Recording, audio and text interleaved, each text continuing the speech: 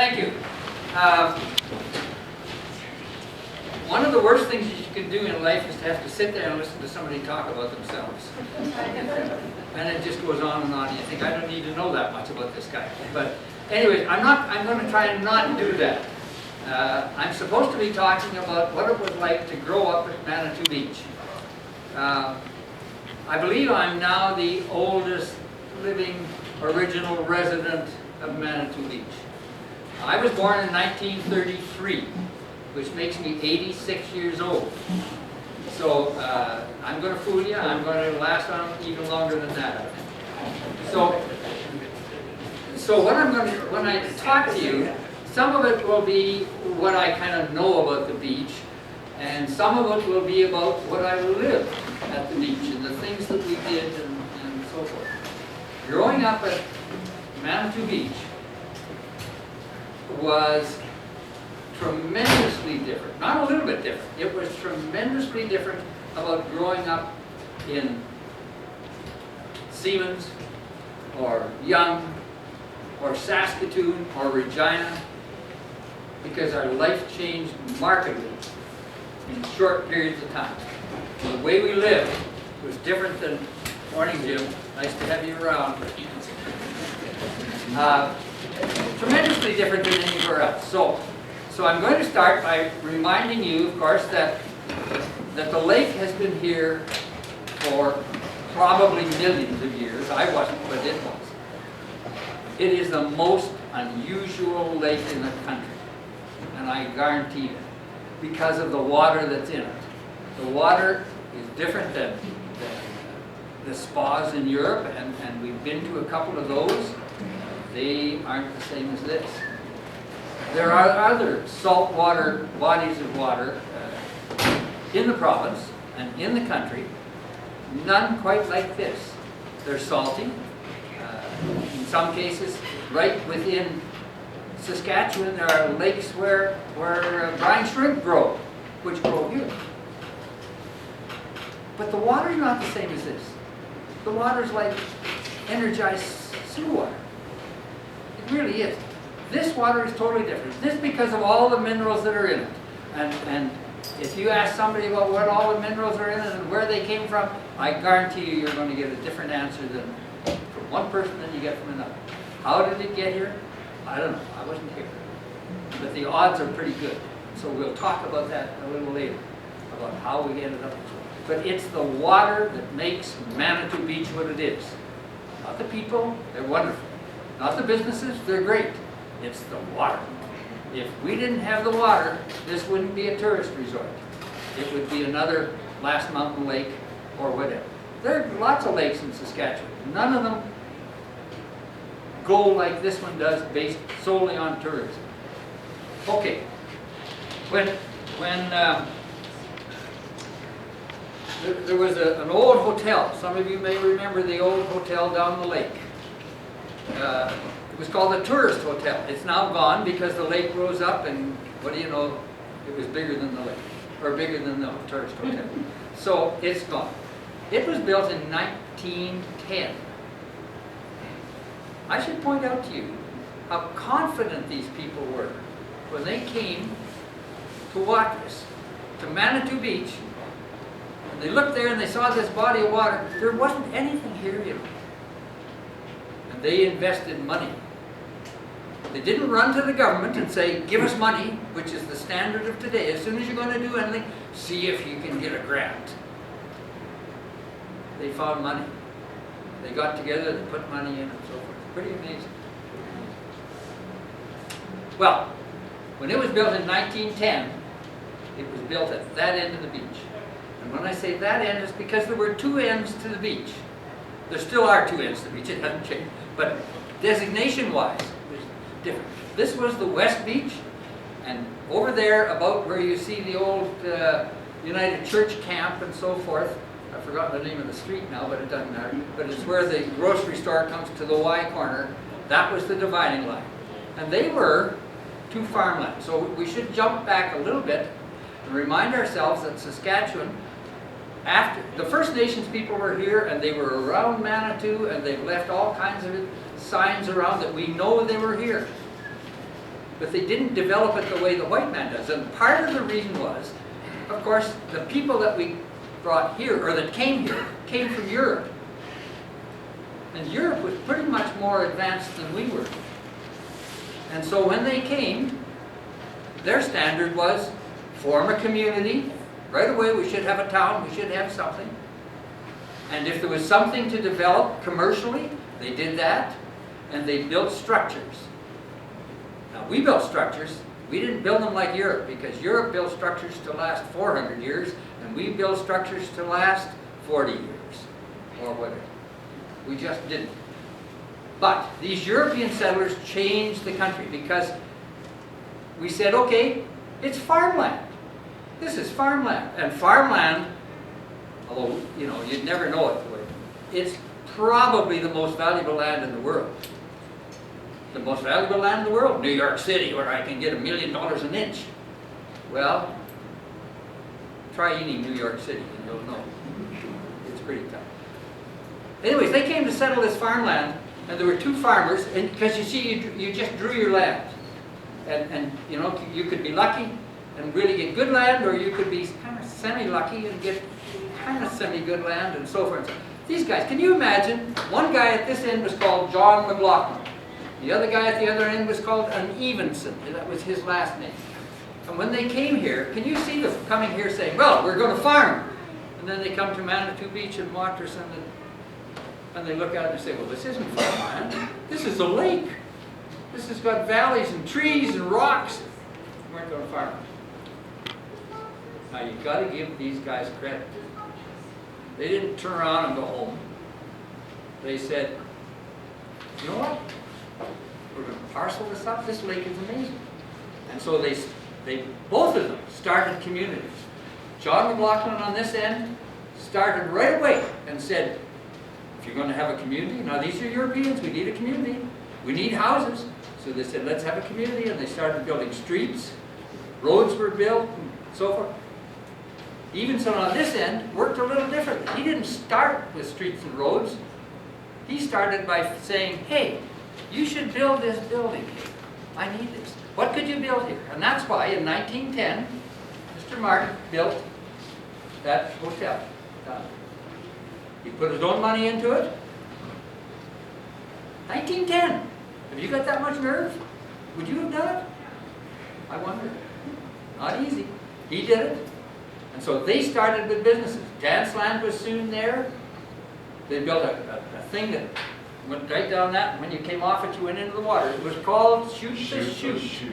That's right. And that was down in that end. This end, John McLaughlin, I talked like I knew him, I didn't know. But I knew his kids. He said, you got to do this. He even put in a water system very early. A water system.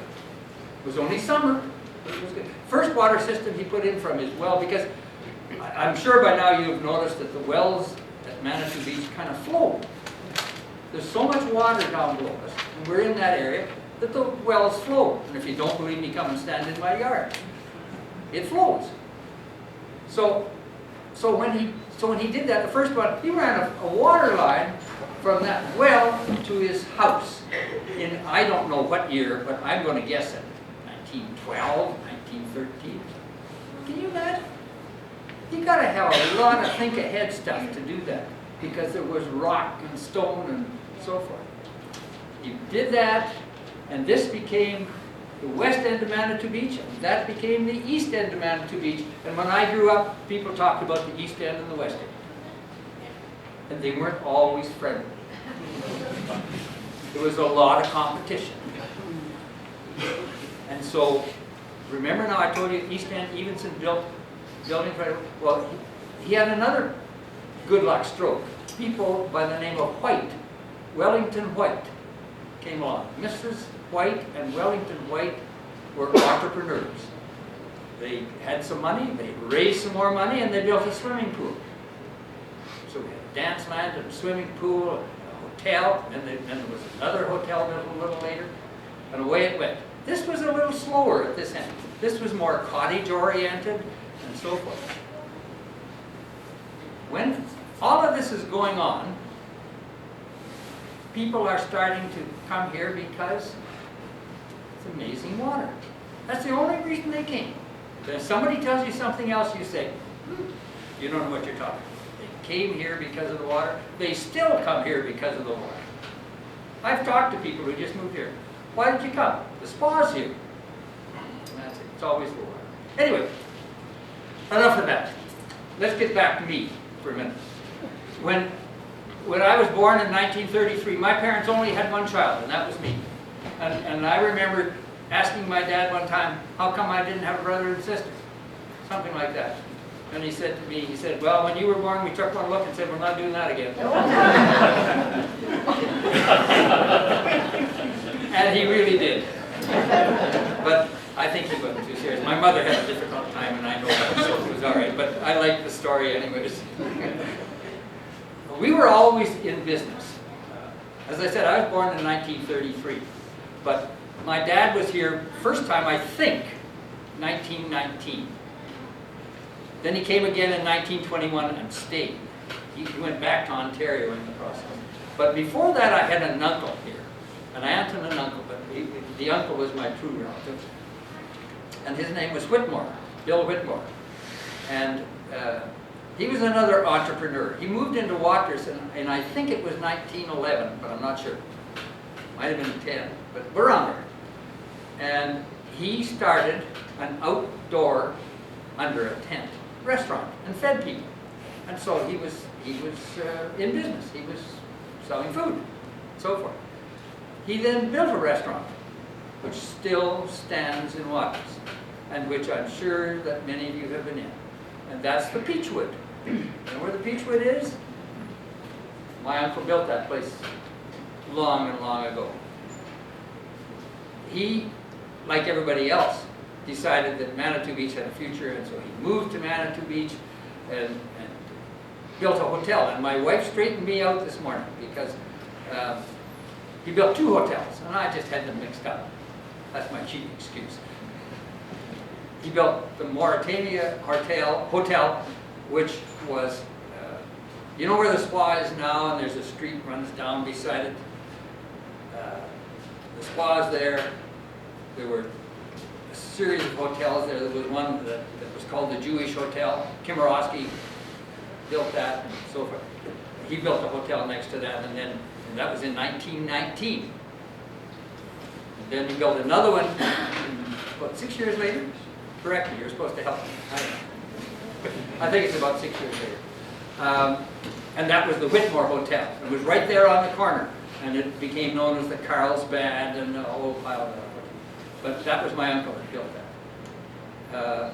And my dad came here and talk about an entrepreneur, another entrepreneur, worked like mad, worked on the railroad, worked here, worked there, came out to the beach and bought a piece of property to build a house. I still live in it. Come in. Hi. And so that's where I started, 1933. 1933, what do you know about 1930s? Pretty tough, right? It was depression. It was, not only was it dry, not only did it stay dry, but the world economy went in this toilet. It just went boom. And we got caught both ways. We had bad farming practices. We had all these things that we did wrong because we didn't know any better. We learned. Anyways, the beach kind of grew. And one of the reasons it grew, one of the reasons that people kept doing things was Waters. Now, if you're one of those people that says, Manitou Beach doesn't need Waters, give your head a shake, because it does. It always has. This place set out here was, to start with little or no way to connect to Waters, which had the main line of the Grand Trunk Pacific Railroad. And it had a dirt road. And that's how it went. And of course the dirt road became a highway. When it was really, really bad in the 30s, no, in the 20s, who did something? The people of Watrous. They organized a graveling bee. John McLaughlin contributed 250 yards of gravel from his gravel pit, which just sits over here. And that road was gravel. Watrous people came out and invested money here. So remember, we're two communities and we need each other. They need us to be as good as they are, but boy, we need them too. So don't get caught in this other one. What was it like to grow up then? It was fun. It was different. We were poor. No, we were damn poor. We were really poor. Because when you live in a business that's a summer business, and summer in those days started maybe the last week of June and ended Labor Day. And in that period of time, we had to make enough money to live on. And that's what my parents had to do. And my uncle was running this hotel. And we, at that time, didn't have that big pool called the Chalet Pool. We had the Weiss Pool down there. And weren't we envious at this end of the beach that they could have that down that end of the beach. And the really funny thing is that it was like this during the summer. And then it would be Labor Day. And then it was like this. We were all together again. And that was one of the amazing things. That's why I say it's different than living in any other community. Because in the winter, I better jump back a little bit. About that time, when people were settling this, there were 120 people lived down here, something like that. They had meetings about should we have a school. Now, you know, if you had that meeting today, they'd be pounding the table, and we need this school, and you know. They had a very sane meeting. It got in very argumentative, according to my dad, but it was a sane meeting. They decided not to have a school. So where did they go to school? In Watrous. And that really tied the two communities together. So, but a funny thing would happen, because all summer long, these guys were promoting the East Beach, these guys were promoting the West Beach. Labor Day, we'd start in June, and the place would be empty. There weren't that many cars to start with, of course, but it was basically empty. And an amazing thing happened. By the end of June, there were people all over. And they came mostly by rail. Sometimes they drove when times got better, in the 40s and so forth, lots of driving, even the 30s.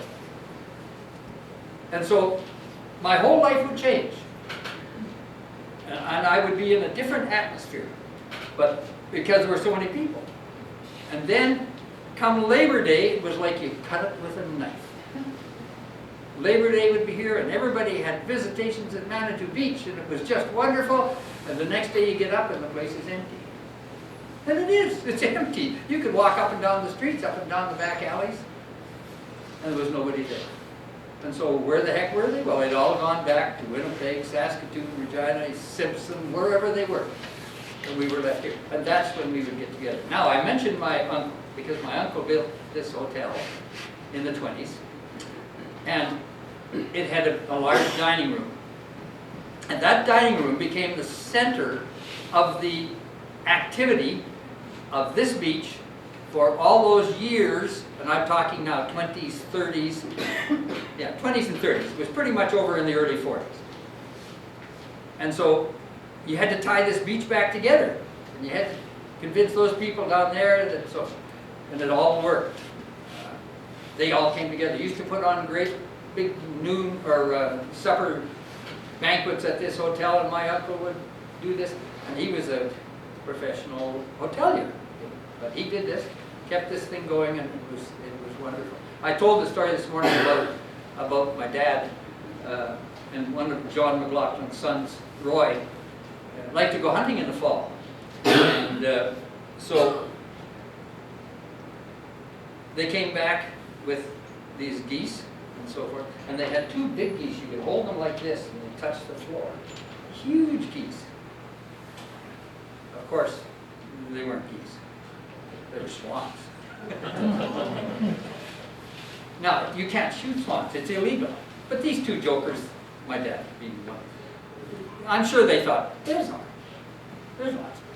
Anyways, they brought them back. So they picked them and cleaned them, and along with the other, and they had one of these big suppers, and my dad would laugh and laugh, and he'd tell me how all these people, and they said, boy, this is the best goose I've ever eaten, and so forth, and ate these swans, and kept the beach going. That's really what it is. Anyways, I want to tell you a little bit about going to school.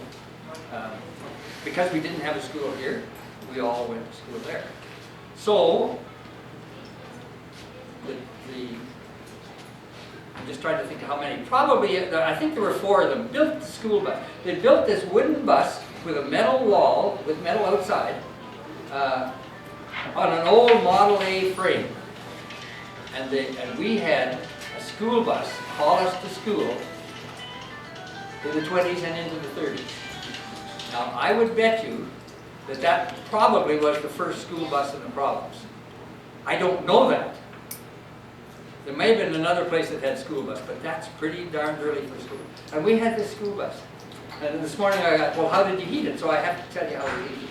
Because all of that, you'd never happen today. Never happened today. The safety, health department, everybody would jump in and tell you you can't do this. We had this old bus, homemade, with seats on top, and we had canvas on the seats, which were just benches, all around the outside like this, with the driver up there. And we had this round stove, about that big around and about that high, that sat there, and we burnt wood in it. And the smokestack went out the roof. And we came to school. It didn't matter how cold it was. We went to school. The bus was nice and warm. When the bus driver got up, he got the fire going. When he came around to pick us up to go to school, and there'd be probably 20 kids all together crowd into this thing. It was never enough. Sometimes the little guys, which was always he got to squeeze in here or something. We would sit there, and there was a pile of wood. If you got too cold, you opened the lid, threw in some more wood, put the lid down. You know, we traveled in that thing for years. We never lost a student. We never burned anybody up. We never had a major accident. We just kept running in that school bus. When you're young, you know, you don't know any better. We thought it was really smart to call it the yellow banana. And so I'm sure 3 or 4 of us did, or 6 of us did, or whatever. But it was a marvelous thing. And we went to school day after day after day in that thing, and it never let us down. It would never have passed safety standards. There wasn't a possibility in today's world it would. But we all made it. We got to school and got home again. So, when we did that, and now I'm going to switch to me for a minute. This is the boring part where you talk about it. When we did that, if we wanted to stay after school, and there was always school activities, and I always thought that I was an athlete. It didn't take too many years to prove to myself that I wasn't, but I thought I was. And so, if I wanted to do things, I had to do them in town. And so, I learned to run. And I learned to run at the beach. Because now I'm talking about when the beach is empty of people. And so, to do this, to get from point A to point B, you didn't take the taxi, and you didn't take the streetcar, and your dad didn't drive you, and I didn't own a bike, so how did I get there? I ran. And I would run the length of this beach day in and day out. Never thought a thing about it. Somebody say, where'd you go? Oh, I don't know, I went somewhere. And if I wanted to stay after school and play ball, which I wanted to stay and play ball or do whatever over the years, I ran home. I didn't walk home from Waters, I ran home from Waters. And that's how I lived. And it was wonderful when I think back to it. Some of the kids down here, the older ones, had a couple of bikes. And they didn't like the young guys around them, you know, because sometimes they wanted to be alone. I fooled them. I could run as fast as they could bike. So they get there, and so would I. I'd be right behind them. You know? So, anyways, that's kind of how it was. You had to move by foot. When we had to go to town as a community, and which was usually in the winter, they went in the school bus. So the school bus would take us in the morning, bring us back at 4 o'clock. We went to school till 4 o'clock then, and then if there was something on in the evening, it might be a concert, it might be a hockey game, the school bus would load up and away they go. I didn't. I usually stayed home, but they wouldn't, because that's how the community survived. That's how we did it. Well, is that enough about the school bus? I think it was just pretty great, and it sat here for quite a few years until finally it disappeared, and I know somebody tore it down or tore it down. My parents ran a grocery store, and I learned at a very early age that there were certain duties that I had.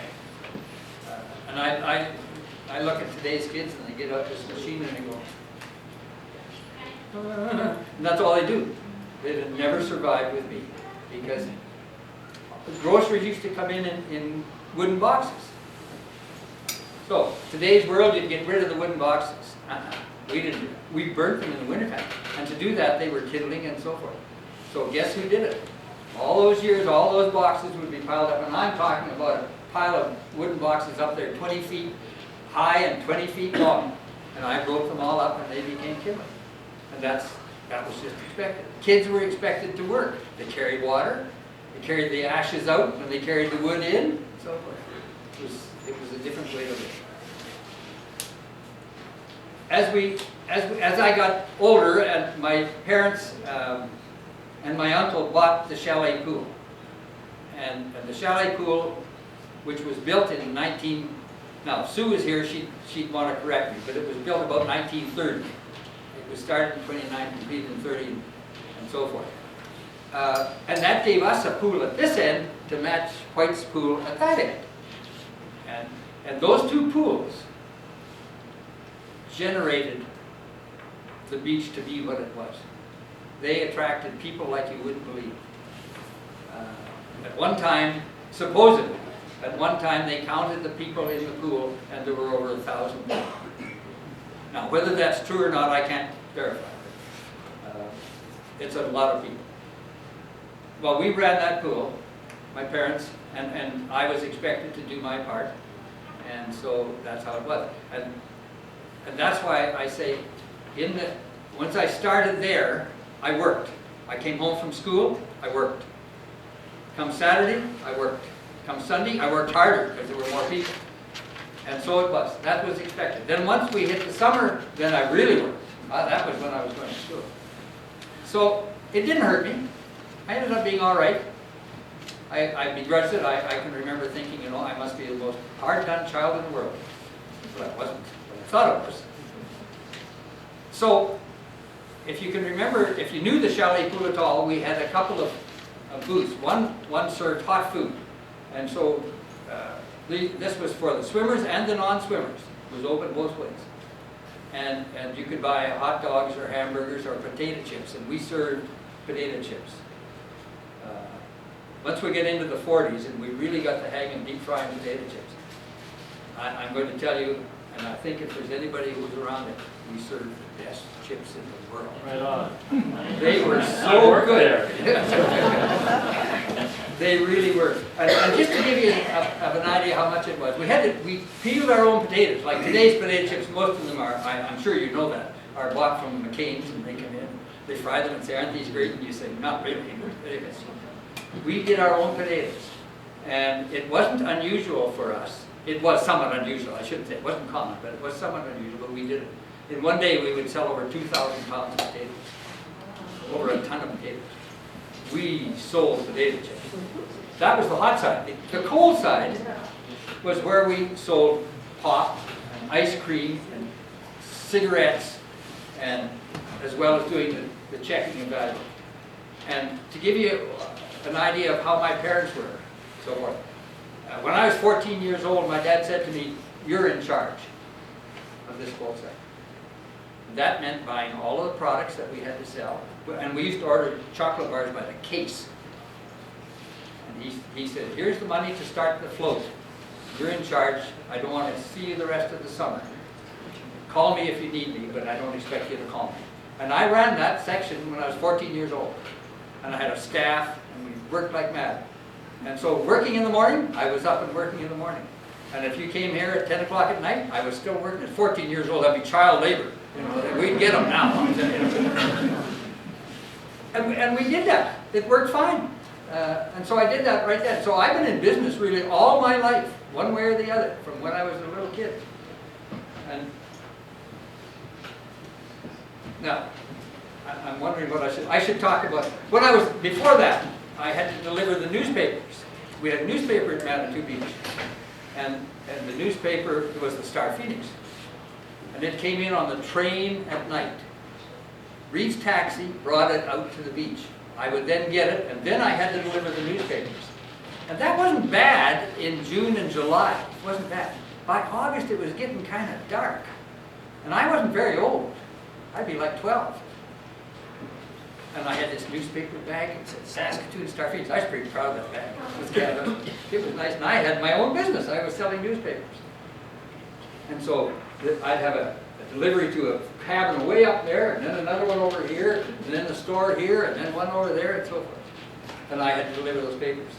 And I didn't tell anybody, but I was scared spitless sometimes going through the bush and so forth. So I'd run down the back end. I ran everywhere. I ran everywhere. I put that bag in my arm down there, and I would run. And I remember there was a cabin up there that was owned by a relatively prominent Saskatoon businessman. I was quite impressed to think that he was my customer. And they were here for the summer. They owned the cabin. So I had this subscription the whole summer. And I think a subscription then, and I can't remember, but I think it was about 25 cents a week. It wasn't much money. And so I would deliver the paper, and if I had any luck at all, at the end of the week when I went to collect, they'd tip me. And I thought that was marvelous. Now, some weeks I got a tip, some weeks I didn't. Sometimes the tip was 5 cents. But that was a lot of money. I was pretty happy to get it. But I would run up there at night, drop the paper, run back, ran down to what was known as the United Church camp, which is on John Street. Is that John Street? I forgot. Anyways, I delivered the paper there. Well, by the time I got there, it was dark. And I would come down the back alleys. I ran the back alleys because they were shorter. And they scared me more. So I ran faster. But I would do all of that. And at the end of the thing, at the end of the year, I made some money being a delivery boy for the Star Phoenix. And I remember going to the last delivery up to this store of this, what I thought must be a really wealthy guy. He owned a business in Saskatoon. Saskatoon, if you can imagine. So, unfortunately, I didn't get tipped. And I didn't forget it. But I didn't get a tip at the end of the year. I thought the end of the year he'll give me a tip for going all summer. Didn't he? Anyways, I survived. I did. Now, maybe I better take it. Dr. G, you may have to help me.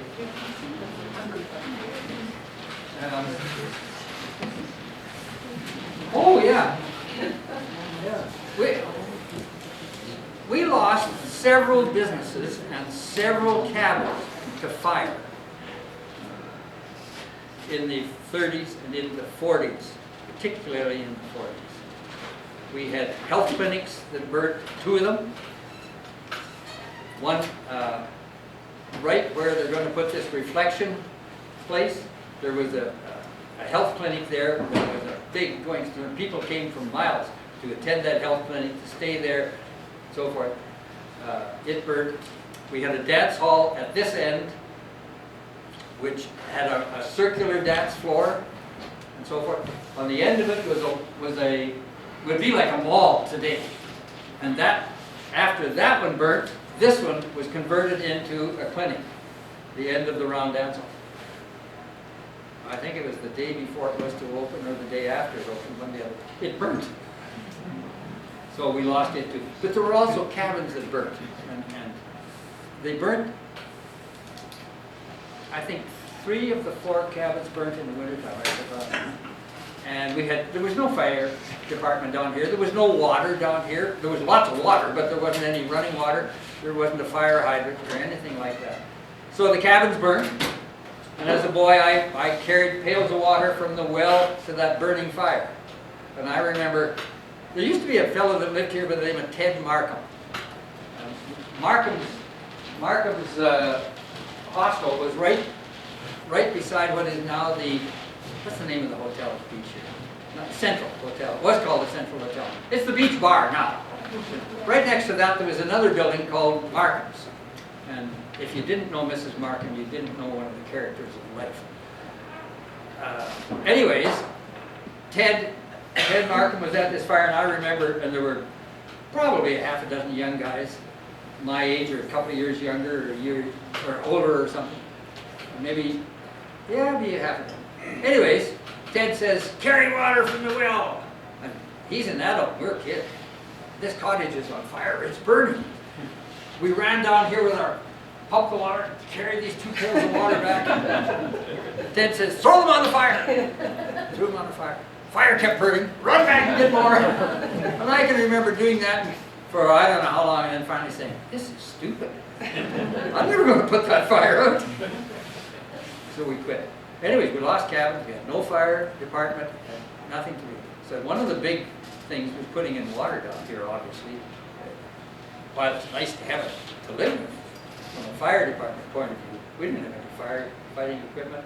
We did finally down here get a wagon that had a pump on it and a long hose. And when the fire alarm went, and it went, because you know this white fuzz you get in the summer, in the spring? Don't ever light it. It's just like gasoline. It just goes, boom. And so it would cause fires down here.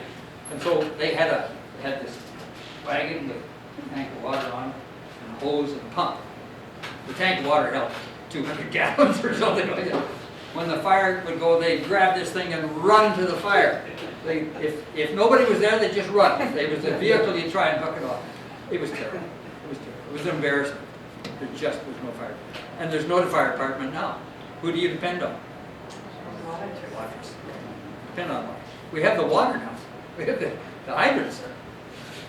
And thank goodness we're not having the fires. That's great. Anyway, those were the fires that we had. I should talk to you about, have you had enough yet? I should talk to you about, I've got a few minutes. I'll talk to you about lying on the beach. There used to be a big beach underneath the body of water that's out there now. And it was a pretty good sized beach, hauled in sand. It wasn't natural. It was screened sand, so there was the odd stone in it and so forth. But the beach was a big attraction. People came to lie in the sun. Now that's before they knew all the bad things about the sun. So nowadays you take a bottle of stuff to put on your arm, back, shoulders, so you won't get the sunburn and then lie in the sun. It just makes no sense to me. Anyway, we would lie on the beach, along with people who came to lie on the beach. They would drive miles to come here. The whole family would be out on the beach, lying on the beach, getting a suntan. And so did us young people, from young people being from 12 to 18. We would go lie on the beach.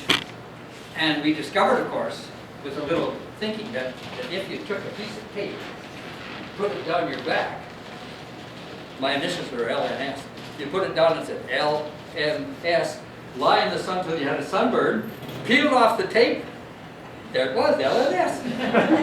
Thought it was marvelous. We had kids running all over with initials on their back. Not too smart, but that's okay. So we would do, and literally, I'm serious, I think probably, you know how today's t-shirts, they all have a sign on there. I think they got the idea from us on their back. Anyways, after your back gets sunburned enough times, and you kind of say, well, that's all crap. 3 or 4 of us came up with a really novel idea. We thought, what we'll do is we'll put our initials on the sole of our feet. So we put tape on the sole of our feet, lay on the beach, put our feet up like this, so they'd get the sun. You know what happened as well as I do. We sunburned the soles of our feet. I could hardly walk. It hurt so much. Don't ever do that. Nobody would be that stupid. Yeah, we were. But we had initials on the sole of our feet. I took great pride in showing my parents the initials on the sole of our feet. And my mother saying to me, "You're an idiot." Putting butter, I think she put butter on my feet. I don't remember. It was terrible. So, lying on the beach was kind of going to the beach for the summer. And again, you got to realize this is the bald-headed prairie. And people can't lie on the beach in Simpson, Saskatchewan, you know. So they came here and they would lie on the beach. And that's what they would do. You go down there, the whole family was there. They'd bring their own blanket, they'd have their lunch, they'd spend the day on the beach. They would run into the lake if they wanted. And you never worried about the kids drowning, because in all the years we've been here, how many kids have drowned? None. Never. They bobbed to the surface if they tried it. So then, at that time, I'm not hurting anybody's feelings, I hope here. At that time, there was a sect, the Doukhobors, were in eastern Saskatchewan, over here, and they came to the beach. And they were fine people, there's nothing wrong with them. They loved the black mud. At that time, the beach had black mud around it. The lake was very low, now that's underwater. But the soil there was soaked with lake water for years, and it was black mud, is what it was. Frankly, I thought it smelled bad. But anyways, the Doukhobor people, particularly the women, would come and put this black mud all over them. Up and down. Face, everything, the black mud. One day we realized that they didn't have bathing suits on. These women would all be there, ponderous girls, but they didn't have bathing suits. Well, if you've got young teenage boys over here and women taking off their bathing suits over there, I don't have to tell you what happened. We kind of went this way. And these ladies would put on the mud and then they'd slip out of their bathing suits. That was my first one, sex ed classes. Anyways, they were great. And these people would sit there with this mud on it, would dry, would crack, and you'd say, and they'd say, in Europe this was priceless to do this. And then they'd go in the lake and wash it off, and come back the next day and do the same. I don't know if they lived any longer or any better than all the rest of us, but they used the black mud. Oh dear. The lake. We all swam in the lake. We all swam in the pool. And when I talk about swimming, I mean I would go swimming when I get up and had breakfast. And I would swim until noon. I'd go home and have lunch. And I'd go swimming after lunch. And I'd swim till supper time. And often, not always, often, I went back after supper and swam. So we swam all day long. We were like fish in that water. We could do anything. Nothing bothered us. The salt water was nothing. I can still dive in there with those nose plugs or holding my nose or anything else. Never have a problem.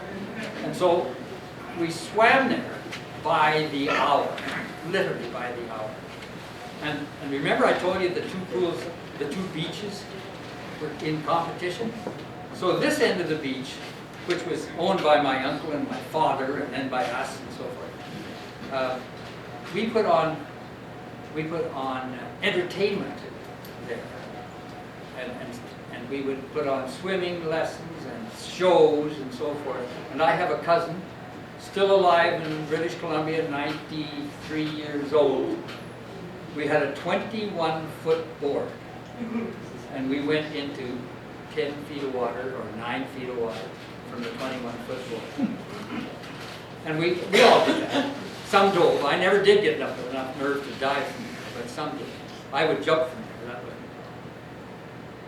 that way. We decided, I didn't, my dad did and some other guys, decided they would paste tape rolls of cotton back down the shoulders, down the legs, the back, and so forth.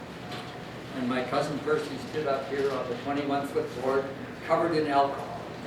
The lights were all turned out. They lit him up, and he dove off that 21-foot board, a flaming torch all the way down into the water. And when he hit the water, water, he came up, he said, I'm not doing that again. And he hasn't forgiven me to this day. If I talk about it, he'll say, I'll never do that again. He said, I thought I was going to die. He came down as a flaming torch.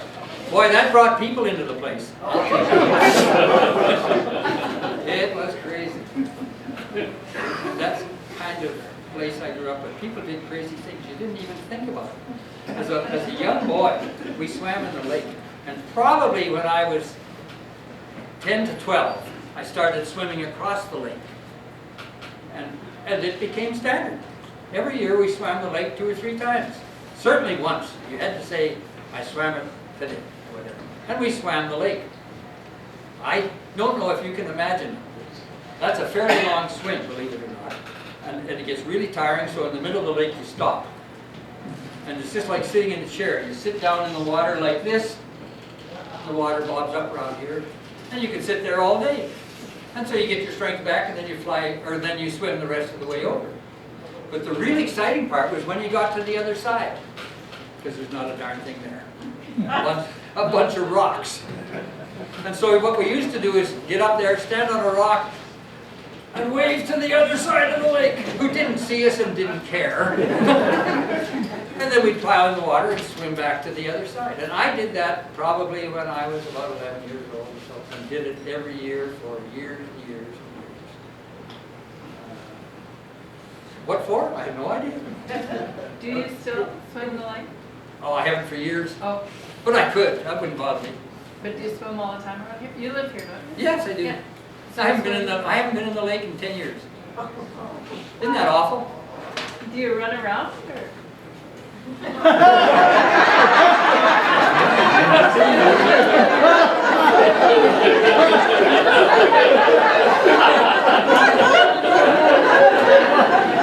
Did you want my phone number?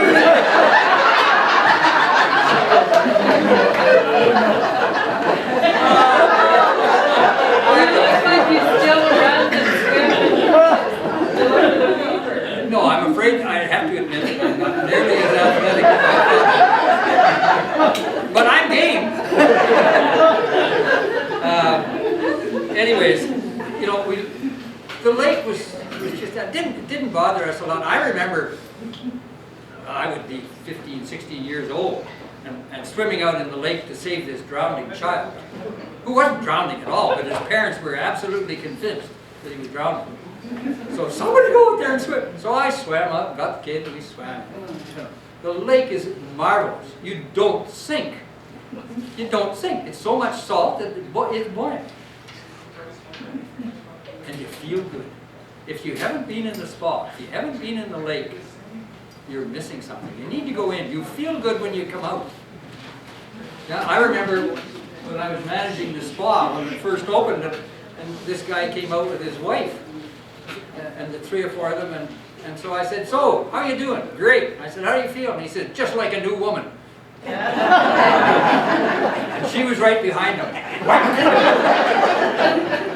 And that was the end of that. But he did, and it does. And you know that. If you've been in the spa, you know that you feel good when you come out. It's just good for you. Are you getting sick and tired of this yet? I've got a few more minutes if you can handle it.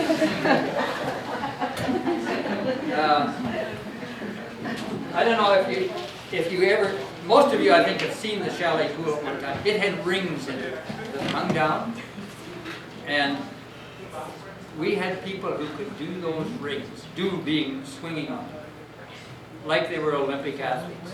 Do you know the Alfred Lowe family from Meacham? And no, I don't. Because they would have been the boys that would be there doing that.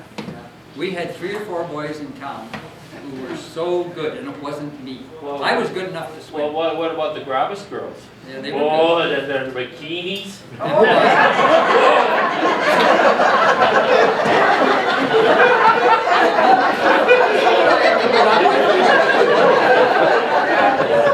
Yeah.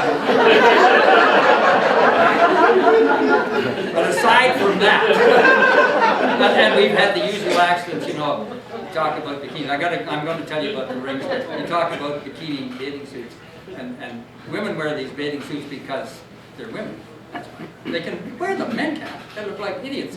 So a few years before it burnt, we had a couple of young women with their bikini bathing suits dive in off the 10-foot board. That is not a good thing to do in a bikini. It tore the top right off. And then what are they going to do? Ah! Anyway, we got them out of there. Because that water is different. It's not like diving into fresh water. 21 feet gave you a heck of a whack. To even jump 21 feet, it was, when you hit that water, you knew you hit something solid. Because we only went into 10 feet of water, never touched the bottom, just went down, went 4 feet, 5 feet, came back up again. So it's pretty thick water. It's pretty thick, heavy stuff. Anyways, I was going to tell you about the rings. The rings were a focal part of that spot. We tried to put rings in this one, and the health department just about killed us and told us they wouldn't allow us to build it with that, etc., etc., etc. They wouldn't recognize it, and therefore they'd shut it down, and they can do that. I don't know if you ever knew that. Health department can walk in and shut anything down. Bizarre world we live in. Anyways, we wanted to put rings in there, couldn't do it. Those rings, people love those rings, and it was great exercise. It didn't take muscle. What it took was knowledge, know-how. How do you swing those? How do you work one against the other? And so we had 3, 4 boys, and lots of visitors came, and they were good. But there were 3 people, Ted Reynolds, Ken Milligan, and Bob Finnegan. Bob Finnegan still lives in Walkers. And when they swung on the rings, people just stopped, because they were entertainers. And they could swing, get 2 of those rings, go up and touch the roof. Ted would go up and release up there, do a double somersault and come down and dive in the water. Like, that was an Olympic quality stuff. We just did it as a fact of life. I never could do that. I never could. Didn't matter how much I tried, I wasn't that good. One of the things, though, is that people would come to the spa and they'd see these things. And you know, they'd be 18 to 25 years old, and I got muscles where no muscles, you know, I'm strong as an ox, I lift cattle, I do it. And then they'd get on the rings, and they'd hang there. And they'd pull on this one, and they'd pull on this one. Nothing happens, and you've got to learn how to swing. And they'd hang there until they fell in. And it was terribly degrading for them with all those muscles to fall in. And the girls didn't swoon because they knew, the Watchers girls knew how to swing on the rings, and they knew you couldn't do that. We also had people who we used to have a balcony around the chalet pool. And people would stand up there and watch the swimmers and so forth. And evidently, it gets to people. I could do that. I could do that. I see them. I could do that. Look at me. Look at me. And so they'd come down, clothing and all, come to the entrance where it was, to the charging place, and say, can I go in and swing on the rings? And we had trained the staff to say, yes, but you won't make it. It's not for swimming. It's not for swinging like that. You need to know what you're doing. Da da da da. I can do it. Always, I can do it. You know, what are you going to tell a young guy he can't do something? He can do anything he wants. Well, I can't remember one person. I can remember one person getting back with clothing because he only went to the 2nd ring and back in. Once they went to the 3rd and 4th ring, they were done. They didn't have the skill to get back in, and they were fully clothed. And they would swing and hang. And then reality would strike, and they'd say, oh, now what am I going to do? And they'd hang there, and they'd hang there. I'm not letting go. They had shoes on and everything. Eventually, splash. And the place would roar. Well, they came out of there soaking wet and so on. Anyway, those were the rings, and people had great fun on the rings. I got to tell you the story of I won't use his name. Jewish gentleman. We had a lot of Jewish people come to Manitou Beach. It was like a European spa. And so European people are attracted to this. And so forth. This end of the beach, for July and August, there were a lot of Jewish families. I grew up in a summer cabin because we moved out of our house every spring moved down to work at the pool, and you had to be close to that place to work. And then in the fall we moved back up. But the Jewish people came here by the hundreds. They came by the trainloads, lots of them. And they owned cabins. And I must tell you that my estimation, and this is a personal opinion, they're wonderful people. They're just absolutely wonderful people. And I had more fun with them, did all kinds of things, and so forth. Some of them were big. My dad, we used to rent bathing suits. They were things of wonder. But anyways, they were big bags, sacks, people put on with a big, we stamped a number across here, number 28 or size 43, you know, just what people wanted. But that was my dad. I think he thought people were going to steal them. They weren't going to steal those. Anyways, we had a gentleman who came. Well, I'll use Herman's name. Herman Levine, his name was, and I knew Herman like year after year after year, and I ran errands for him. I hauled groceries to his. When I was a young boy, I hauled groceries to his house. Did all those kinds of things. Herman was huge, and he'd always come to this and say, "I want to rent a bathing suit," and my dad said, "I haven't got anything big enough for you. The biggest I have is size 48. Wouldn't fit him." And so my dad, because we ordered bathing suits from the manufacturer, ordered bathing suits for Herman Levine, size 52. And Herman wore it and went in swimming. The water came up, Herman came in. You know. Great guy though, great guy. Anyways, I was going to tell you about this other Jewish gentleman, and this is dignity. This isn't anybody, this takes dignity.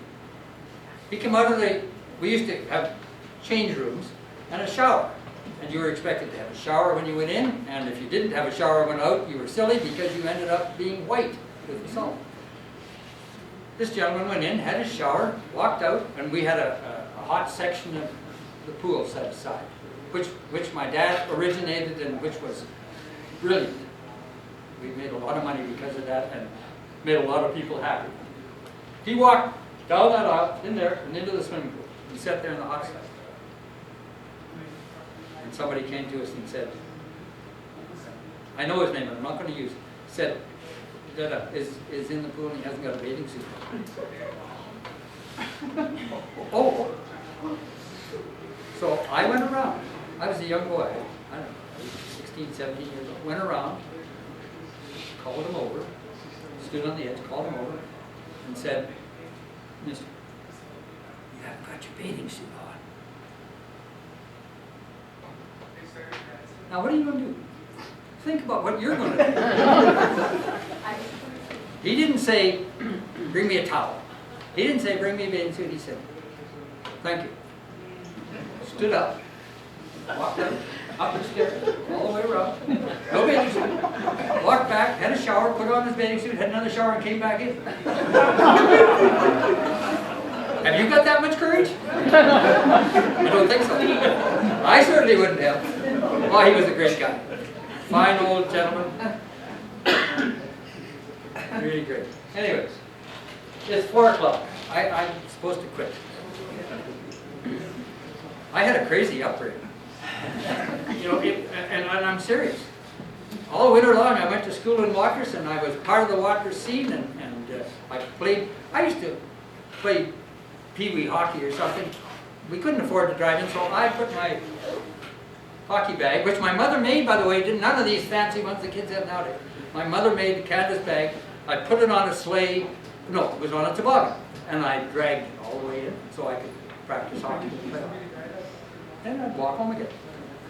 I don't see the, young people today. I got all these friends, they like me.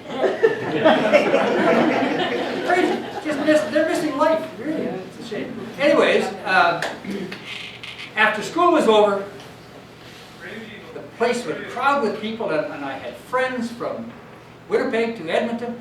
I should tell you about one. A doctor from Moose Jaw, Dr. Bloomer, built a cabin on Saskatoon Street over here. And Dr. Bloomer and his wife and children would come, but stay very, very short time. He went back and Mrs. Bloomer would stay. And I became very close friends with Geraldine, Jerry Bloomer. And she was about the same age I was, and so we chummed around together, and we swam, and we did all these things. Well, fate's an amazing thing, because Jerry kept using the cabin. Jean and I and our family became close friends with Jerry and her husband. Her husband's name was Bill Clark. And Bill Clark played for the Saskatchewan Roughriders for a number of years. And we were very close friends, visited back and forth. And that all started because that was a childhood friend that I'd made when I was young. It's a great place to live. It was fun to grow up here. Thank you so much.